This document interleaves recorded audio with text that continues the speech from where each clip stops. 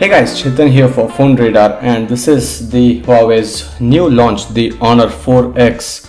It's the Honor branding that is the E brand from Huawei, and it is a device that would be selling only on Flipkart. This device was launched yesterday for a price of rupees 10,004 for 499, and that's a pretty good price for the specifications that are included in this.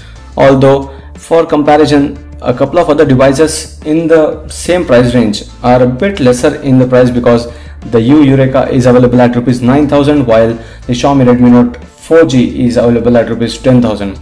This is also a 4G LTE device, and the better thing about this one over those two is that this comes with two SIM card slots and both are 4G capable. So this is the 4X, and you can see this is a special packaging that we have got, and it's a limited edition device. So this is the actual device, and it's quite similar in size because it's a 5.5 inch one, just like the Eureka and the Redmi Note 4G. Let's keep the device aside and check out what all comes into the package in this special one. So this is a pretty cool case that we have seen. It's a plastic case basically. It looks very decent and good. This is something similar to what we had seen in the Make in India campaign. At least that is what I note from here. Next up, what we see here is this box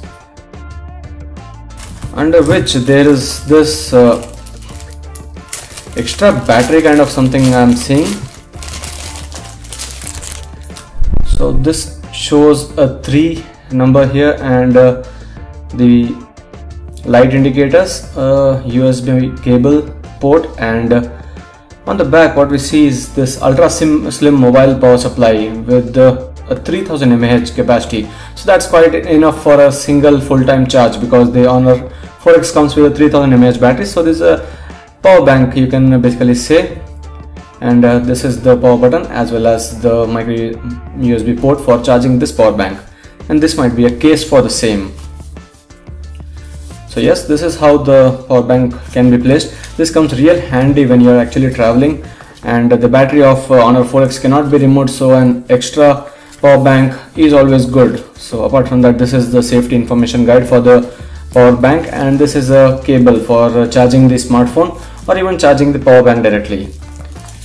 So this is a very good accessory that you see in this special packaging of the Honor 4X. I'm not really sure whether the real retail unit would come with this same power bank. And you can see that the packaging is made very cool and very good here. This is the USB cable. These are the headphones with the microphone and the volume rocker buttons, and there are a couple of earplugs, 2 pairs of earplugs. So these are 3 different sizes: small, medium and large. The metallic earpiece here looks pretty decent, and also the wire. So these look quite a premium headphones that come along in the package. Next is this travel adapter. And finally, what we see here is this warranty card and the quick start guide to start off with using the device if at all you haven't used a Honor or Huawei smartphone earlier to this, because it comes with the Emotion UI that is quite different from the other stock ROMs or from the stock ROM or any other ROMs. So that was all about the packaging. Now let's check out the smartphone directly. I have been using this device since a day, and it has been really beautiful and a very good experience using this device because it comes with this Emotion UI that looks pretty decent on regular usage. Talking of the physical aspect, this comes with a 13 megapixel camera on the back with the LED flash, and this is a plastic back with the matte finish that has this cross striations, which actually helps in giving this a bit of a premium look, and it keeps the fingerprints away. There's an Honor branding, so you won't see Huawei anywhere on this device. On the right side you can see that there's this power button and volume rockers and a certain ditch here that shows a bit of premium look again. And in the bottom, the speaker grill as well looks something similar to what you had seen on the Apple iPhone recently, because these are circular grills, circular holes that resemble the Apple iPhone speaker grill on the bottom, and it actually looks pretty decent. And apart from that, there's a micro USB port and a primary microphone in the bottom, a 3.5mm headset jack, and a secondary microphone on the top. So that's about the physical aspect. Let's remove the back cover. It's actually removable. So this is the plastic back that you can see. It's flexible and not that heavy or really premium. So this is how the back would look like. This is a pretty big 3000 mAh battery, but it cannot be removed. Do not insert or remove the micro SIM when your phone is powered on. So that is what it says. These are the two micro SIM card slots, and both of them support the 4G LTE connectivity. Just beside to that is a micro SD card slot for the storage expansion. So that's an advantage here, because out of the 8 GB storage that comes internally in the smartphone, about 4 GB is available for the user to use. That won't be really enough, so a micro SD card would be a savior here. So let's check out the Android version. It's actually 4.4.2 OS version. So getting into the settings, this is the EMUI 3.0, that's the Emotion UI, and it's 4.4.4 Android. So this is the version number, and the EMUI is actually pretty interesting. If you can notice here, on the lock screen you would always see a new wallpaper that always looks pretty good, because it gives you a new feel always. And this is how the lock screen, the screen would get unlocked just by swiping it to the right or the left. And from the bottom, it's something similar to the iOS control center. You see these few options for volume, for the music control, sharing options, direct toggle to settings, and shortcuts for sound recorder, calculator, torch, and camera. The camera again can be activated directly from here, so just pulling this up would open up the camera. And this is again similar to the iOS. I might be repeating this a lot of times because the Emotion UI just looks similar to the iOS. There's no app drawer, nothing new with the Chinese smartphone ROMs, because this app drawer rarely seen on a Chinese smartphone. And these are the multiple home screens having the pre-installed applications. And a good thing here is that there's not a lot of bloatware. Some important applications are given and that are usually needed. So the theme center is there. These are the pre-installed themes that are given here, and these are the only ones you can select from. There's no theme store or such, but there are a lot of customization options under the theme settings. There's options for screen lock style, lock screen transition, lock screen wallpaper, home wallpaper, application icon style, and font style. So a lot of that you can change here.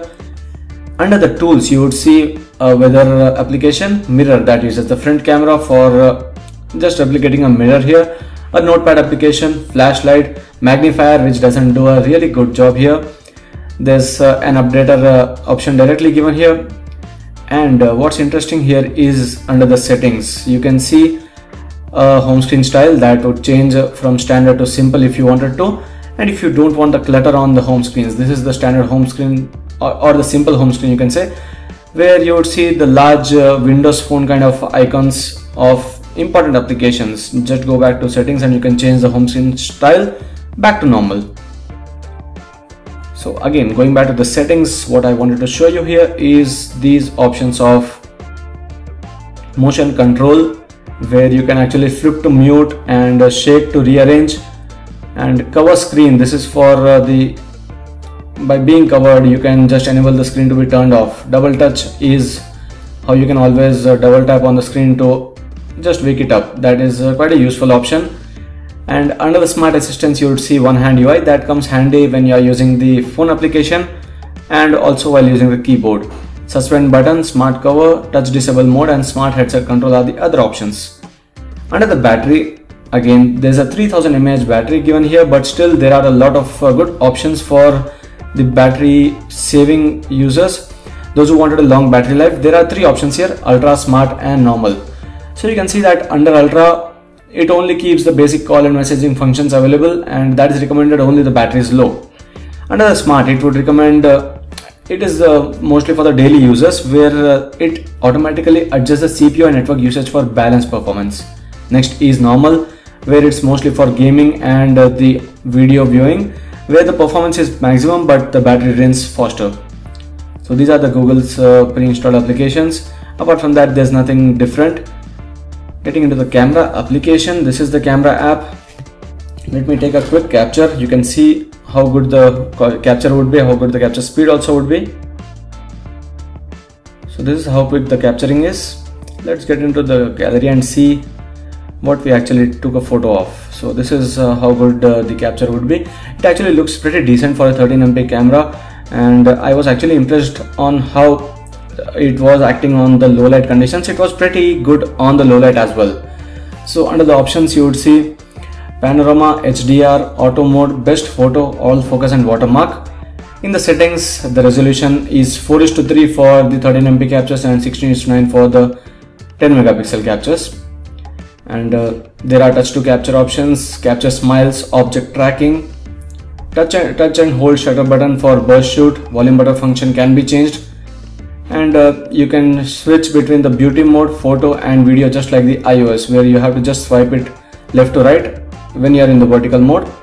So these are the different options. Again, there are filters as well to change between, and these would actually give you a live preview of the filters, so you can easily see whether you wanted to actually use a filter or not. So this was a camera application. I'd be adding a couple of quick captures that we did with the 13 MP camera of this smartphone.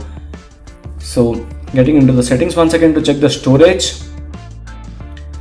So out of the 8 GB, about 3.84 GB, out of which I have used just 17 MB. So 3.9 GB is available for the user, and a microSD card slot is always to help here. So for the price of 10,499, for our early opinion, this is quite a decent smartphone. I haven't actually checked the battery so much. It's just a day of usage and it has been impressive so far. But the important thing is I haven't used a SIM card yet. I've used this on Wi-Fi for about 4 to 5 hours and it did very well. So I'll be using this for a few days and then would be coming up with the review of the Huawei Honor 4X smartphone that's retailing at rupees 10,499. So do check out PhoneRadar for more videos. Thank you.